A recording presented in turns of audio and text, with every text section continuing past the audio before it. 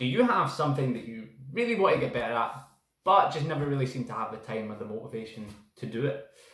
The thought of actually starting something from scratch is so overwhelming that you just don't start.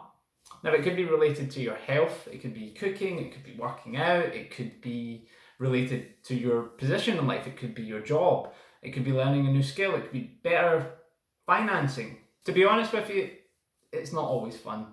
In fact, as soon as you try and make any change in your life, you're going to get resistance. You're going to get resistance from yourself by procrastinating, always finding something better to do at the time. And you're also going to get resistance from the people around you.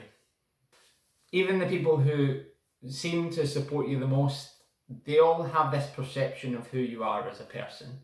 And as soon as you tell them about the change that you want to make in your life, their immediate thought is how it affects them. And you challenge their perception about who you are. And when you challenge someone's perception of something, you're always going to get a bit of pushback. And if you think I'm lying about that, then think of this.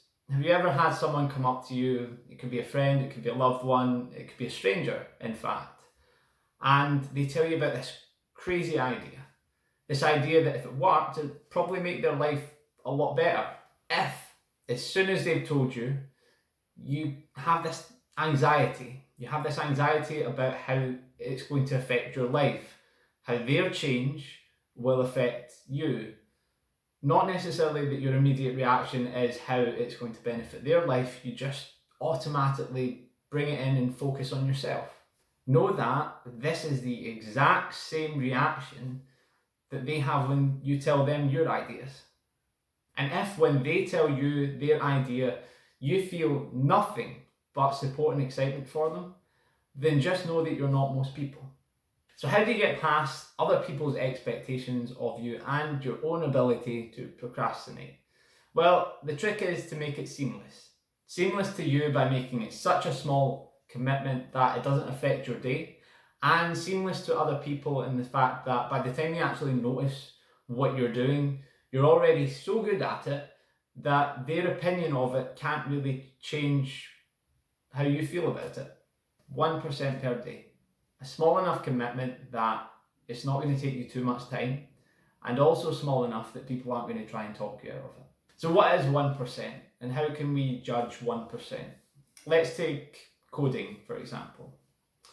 Let's say on Monday, you started learning how to program.